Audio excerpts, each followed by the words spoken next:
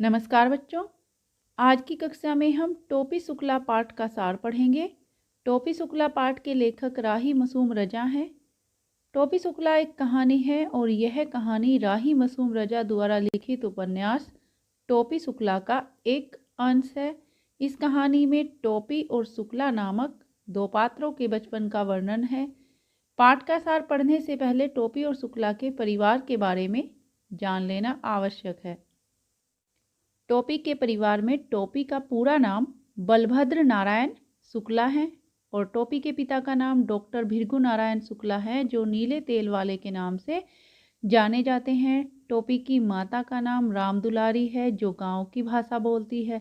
टोपी की दादी का नाम सुभद्रा देवी है और टोपी का बड़ा भाई जिसका नाम मुन्नी बाबू है और छोटा भाई जिसका नाम भैरव है।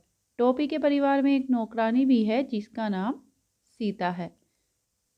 इफ्फन के परिवार में इफ्फन का पूरा नाम सैयद जरगाम मुर्तुजा है और इफ्फन के दादा और परदादा दोनों प्रसिद्ध मौलवी थे और दोनों करबला में ही दफनाए गए थे। करबला इस्लाम धर्म का एक पवित्र स्थान है। इफ्फन की परदादी नमाजी बीवी थी, अर्थात वह नमाज पढ़ा करती थी और इफ्फन की दादी जमींदार की बेटी थी और खुले विचारों की थी। और इफ्फन की दादी पूर्वी और गांव की भाषा बोलती थी। दादी का घर कराची में था, यानी दादी का मायका कराची में था और विवाह होने के बाद वह अपनी ससुराल लखनऊ में आई थी।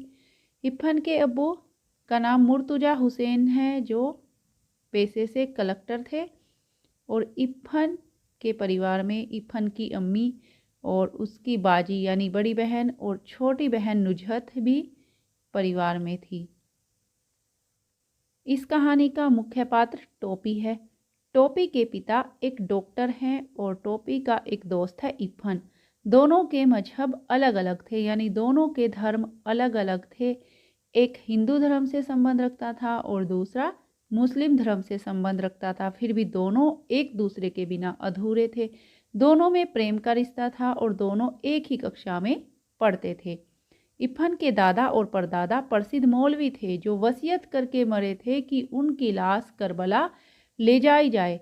इनके पिता सैयद मुर्तुजा हुसैन भी हिंदुओं का छुआ नहीं खाते थे, परंतु उन्होंने वसीयत नहीं की कि उनकी लाश करबला ले जाई जाए। वह एक हिंदुस्तानी कब्रिस्तान में दफन किए गए थे। इफ्फन की दादी एक जमींदार की बेटी थी और इन्हें दूध घी खाना बहुत पसंद था, परंतु लखनऊ आते ही इन्हें मौलवीन बन जाना पड़ा, क्योंकि इफ्फन के दादा मौलवी थे। मरते वक्त इन्हें याद ही नहीं रहा कि अब उनका घर कहाँ है। घर वाले कराची में है और घर कस्टोडियन का हो चुका है। कस्टोडियन एक विभाग का नाम है। जिस संपत्ति पर किसी का मालिकाना हक न हो, उसका संरक्षण करने वाले विभाग को कस्टोडियन कहा जाता है।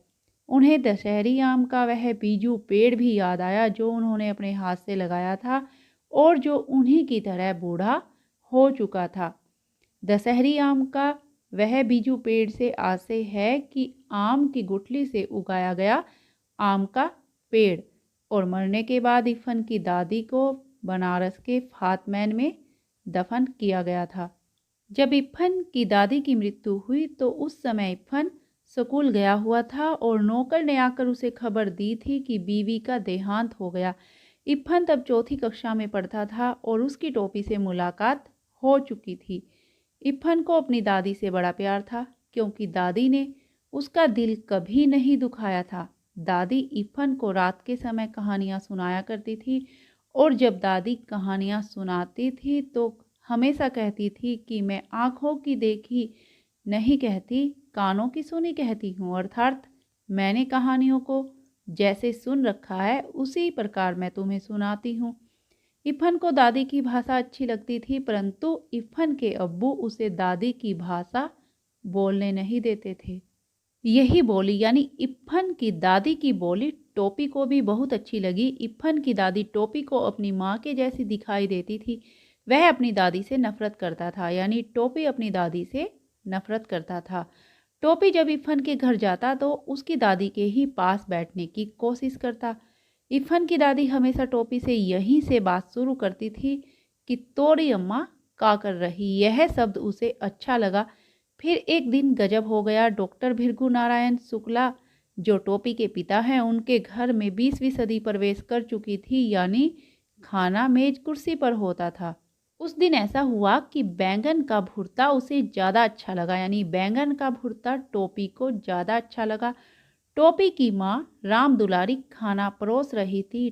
टोपी ने कहा, अम्मी जरा बैंगन का भुर्ता। अम्मी शब्द सुनते ही मेज पर जितने हाथ थे रुक गए और सभी की आंखें टोपी के चेहरे पर जम गई, यानी सभी टोपी के चेहरे की ओर देखने लगे। टोपी की दादी ने कहा, यह शब्द तुमने कहाँ से सीखा है? टोपी ने बताया कि यह हमने इफ़न से सीखा है। टोपी की माँ ने कहा, तै कौनो मियाँ के लइका से दोस्ती कर लिहले? बायकारी, क्या तुमने मियाँ के लड़के से दोस्ती कर ली है? यह सुनकर टोपी की दादी बोली, बहू तुम्हें कितनी बार कहा है कि मेरे सामने गंवारों की जैसी यह बोली न बोला करो। लड़ाई का मोर्चा बदल गया। दूसरी लड़ाई के दिन थे, इसलिए जब टोपी के पिता को यह बात पता चली कि टोपी ने मियाँ के लड़के से दोस्ती कर ली है, तो वह अपना गुस्सा पी गए और तीसरे ही दिन कपड़े और शक्कर के परमिट ले आए। उस दिन माँ ने टोपी को बहुत मारा, परंतु टोपी ने यह नहीं कहा कि वह इफ़न के घर नहीं जाएगा। मुन्नी बाबू और भैरव उसकी पिटाई का तमाशा देखते रहे। मुन्नी बाबू ने टोपी की शिकायत करते हुए कहा कि यह उस दिन कबाब खा रहा था। यह बात सरासर गलत थी, जबकि स्वयं मुन्नी बाबू कबाब खा रहे थे। दूसरे दिन स्कूल में टोपी ने इफ़न को सारी बात बता दी और दोनों जुग्राफिया का घंटा छोड़कर सरक गए, यानी दोनों ज्योग्राफी का पीरियड छोड़कर खिसक गए। पंचम की दुकान से इफ़न ने केले खरीदे, क्योंकि टोपी केवल फल खाता था। टोपी ने कहा कि क्या ऐसा नहीं हो सकता कि हम अपनी दादी बदल लें, क्योंकि टोपी को इफ़न की दादी अच्छी लगती थी।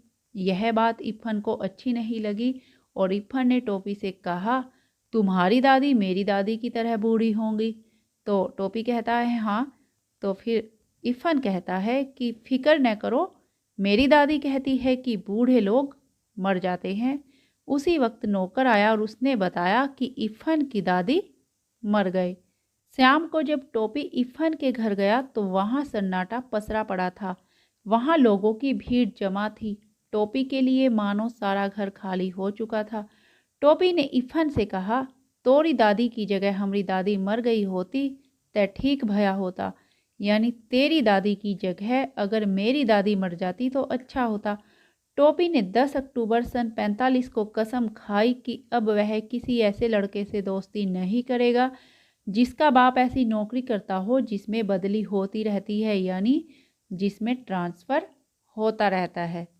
इसी दिन इफ़न के पिता की बदली मुरादाबाद हो गई। अब टोपी अकेला रह गया, क्योंकि नए कलेक्टर ठाकुर हरि नाम सिंह के तीनों लड़के में से कोई उसका दोस्त न बन सका। डब्बू बहुत छोटा था, बिल्लू बहुत बड़ा था और गुड्डू था तो बराबर का, परंतु केवल अंग्रेजी बोलता था। उनमें से किसी ने टोपी को अपने पास फटकने नहीं दिया। माली और चपरासी दोनों टोपी को जानते थे, इसलिए टोपी बंगले में घुस गया। उस समय तीनों लड़के क्रिकेट खेल रहे थे। उनके साथ टोपी का झगड़ा हो गया। डब्बू ने अल्सेशियन कुत्ते को टोपी के पीछे लगा दिया। टोपी के पेट में 7 सुइयां लगी तो टोपी को होश आया और फिर उसने कलेक्टर साहब के बंगले का रुख नहीं किया, यानी फिर कभी वह कलेक्टर साहब के बंगले में नहीं गया। घर में टोपी का दुख समझने वाला कोई नहीं था। एक घर की नौकरानी सीता उसका दुख समझा करती थी। जाड़ों के दिनों में मुन्नी बाबू और भैरव के लिए नया कोट आया। टोपी को मुन्नी बाबू का कोट मिला। कोट नया था, लेकिन था तो उतरन। टोपी ने वह कोट उसी वक्त दूसरी नौकरानी केतकी के बेटे को दे दिया। वह खुश हो गया। अब टोपी को बिना कोट के जाड़ा सहन करने के लिए मजबूर होना पड़ा। इस बात को लेकर टोपी और दादी में झगड़ा हो गया। दादी ने आसमान सिर पर उठा लिया। फिर माँ ने टोपी को बहुत पीटा। टोपी 10वीं कक्षा में पहुंच गया। वह 2 साल में 2 बार फेल हो गया था। एक साल उसे पढ़ने का उचित समय नहीं मिला तो दूसरे साल उसे टाइफाइड हो गया था, इसलिए टोपी 2 साल पीछे रह गया। पिछले दर्जे के छात्रों के साथ बैठना उसे अच्छा नहीं लगता था। अब वह अपने घर के साथ-साथ स्कूल में भी अकेला हो गया था। मास्टरों ने भी उस पर ध्यान देना बंद कर दिया और टोपी को भी अब शर्म आने लगी थी। जब उसके सहपाठी अब्दुल वहीद ने उस पर व्यंग बाण कसा तो उसे बहुत बुरा लगा। उसने पास होने की कसम खाई, यानी उसने निश्चय कर लिया कि अब चाहे उसे बुखार हो या कोई और परेशानी आए, लेकिन उसने पास होना ही है। इसी बीच चुनाव आ गए। टोपी के पिता चुनाव में खड़े हो गए, पर उनकी जमानत जब्त हो गई।